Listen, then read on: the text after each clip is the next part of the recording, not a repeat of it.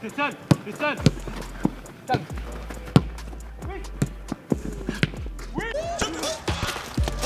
Oh, il nous régale. Le JT de Foot Mercato avec Uber Eats.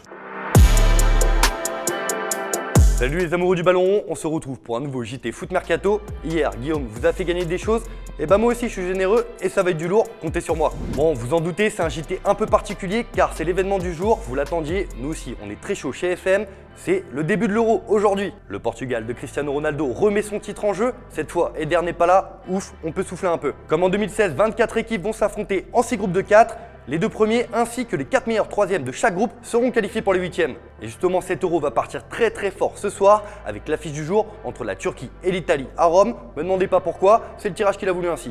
Opposition de style entre deux équipes qui risquent de nous offrir un très beau spectacle car l'Italie c'est 26 matchs consécutifs sans défaite alors que la Turquie c'est la meilleure défense des éliminatoires de l'Euro avec seulement 3 buts encaissés. Mais attention, la Turquie elle n'a jamais gagné contre l'Italie en 10 confrontations pour 7 défaites et 3 matchs nuls.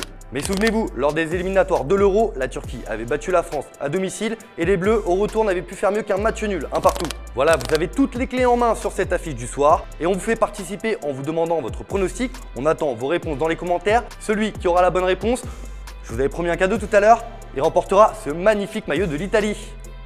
Au fait, dernier petit conseil, vous savez qui c'est Burak Yilmaz? L'un des meilleurs joueurs de la Ligue 1 cette saison avec le LOSC. Eh ben, il est titulaire à la pointe de l'attaque de la Turquie. Faudra s'en méfier parce qu'il est chaud l'ami Burak. Vous l'aurez compris, ici on se méfie de la Turquie. Et justement, c'est la question du jour. Est-ce que la Turquie peut être la surprise de cet Euro? On attend vos réponses dans les commentaires. On passe à la vie des Bleus. Aujourd'hui, programme classique, entraînement, conférence de presse. D'ailleurs, petite info, hier à la séance collective, Antoine Griezmann était absent, il est légèrement touché au mollet et Karim Benzema lui aussi absent. Il se remet tranquillement de sa petite béquille qu'il a reçue contre la Bulgarie. Bon, ça a fait pas mal de bruit ces derniers jours. Aujourd'hui, les tensions sont apaisées entre Olivier Giroud et Kylian Mbappé. Hier, à l'entraînement, on les a vus pas mal complices. D'ailleurs, le joueur de Chelsea a eu un petit geste sympa pour son coéquipier à la fin de la séance. Bon, ça y est, les Bleus sont focus sur l'Euro, c'est parti, ils sont en plein dans la compétition. Rendez-vous mardi pour le choc contre l'Allemagne, on attend que ça.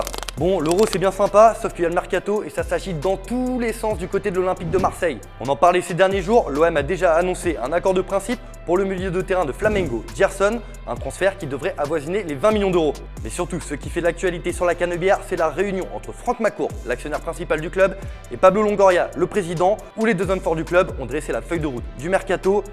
Et attention, ça décoiffe. C'est 11 joueurs qui devraient débarquer à l'OM cet été. Oui, vous avez bien entendu, 11 joueurs, ça fait une équipe entière. Et le mercato de l'OM pourra avoir un petit accent sud-américain, car Sampaoli veut ramener pas mal de monde de son continent. L'OM viserait donc Pavone, Orellano ou encore Thiago Almada. En France, c'est Amin Adli de Toulouse, la révélation de Ligue 2, qui pourrait aussi être tenté par le projet olympien.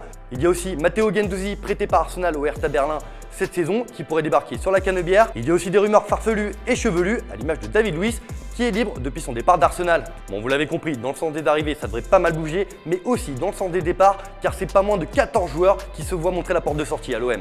Sakai, lui, a été vendu et est retourné au Japon, mais il y a surtout les fins de contrat, parmi lesquels Valère Germain, Yoann Pelé, Kostas Mitroglou et surtout la tête d'affiche, Florian Thauvin, qui lui a déjà signé au Tigres de Monterrey. D'ailleurs, c'est l'image du jour, l'arrivée de Florian Thauvin, telle une rockstar au Mexique, où on le voit, justement on le voit pas. Vu le nombre de personnes qui l'attendaient à l'aéroport, on peut être sûr d'une chose, c'est la folie au Mexique et Thauvin va se régaler avec Dédé Gignac.